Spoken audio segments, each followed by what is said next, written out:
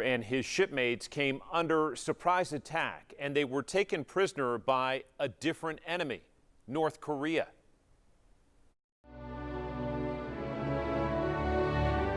About 11:30, I guess they started hitting the side of the ship with 30 caliber machine guns.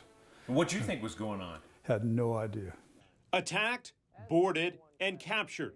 A U.S. spy ship bound for duty in the war in Vietnam found itself under fire by North Korea in the Sea of Japan in January of 1968. You're under attack with no way to defend yourself. None. Absolutely zero.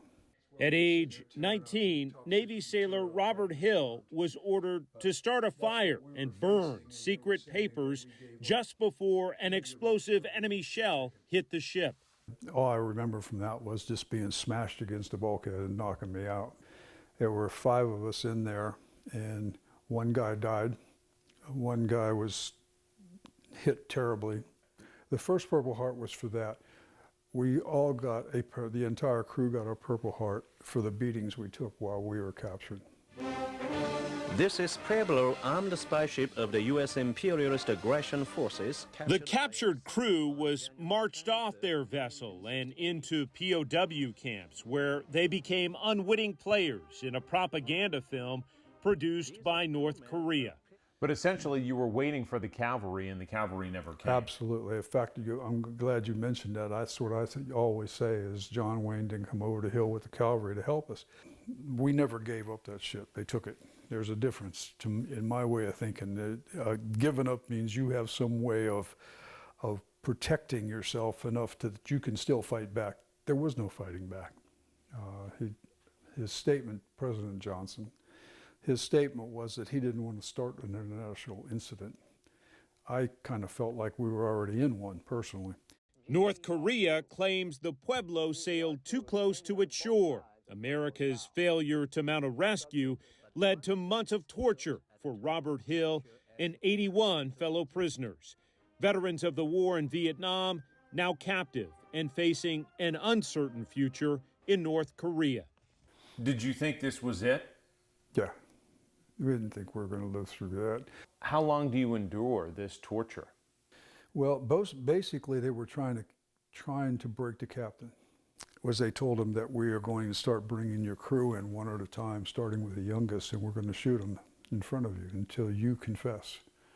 I didn't know that. That probably would have scared me a little more, but being one of the youngest. But the captain at that point just told us in confidence later I wasn't going to lose my crew for something that was nothing but a bag of lies. You were there exactly 11 months. Right. What kept you alive? Camaraderie, our belief in God. No atheists in a foxhole.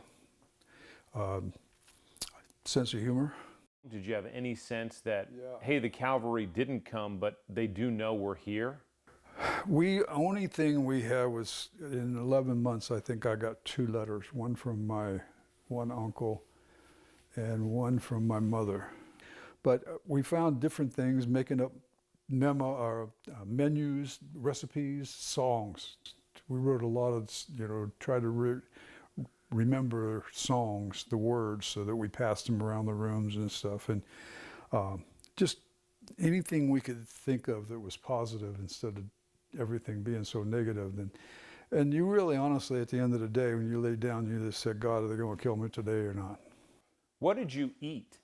It was raw rice. It wasn't refined rice. It was brown rice, and you could actually see maggots moving around in it. And you ate it anyway, because that's all there was. Did you lose water weight? I went in weighing 195. I come out weighing 135.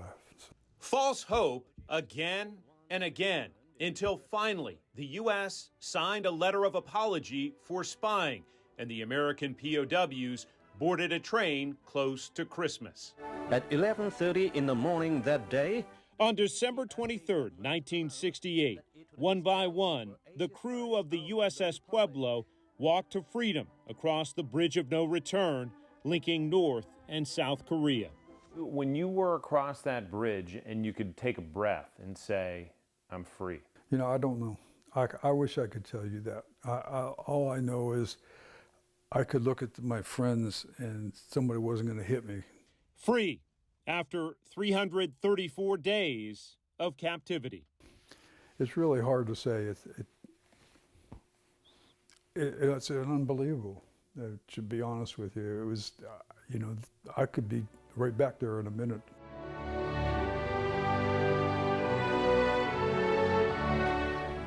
A donut and a tuna fish sandwich is the first meal Robert Hill recalls eating after he was set free. Right now at our website, you can watch an interview with Mr. Hill, who turned 75 today, and his Navy son, reunited in Washington, on the most recent Honor Air Knoxville flight to honor this POW and his fellow veterans. Robin? Ah, what a story he has to tell. Extraordinary. Yes, it is. John, thanks.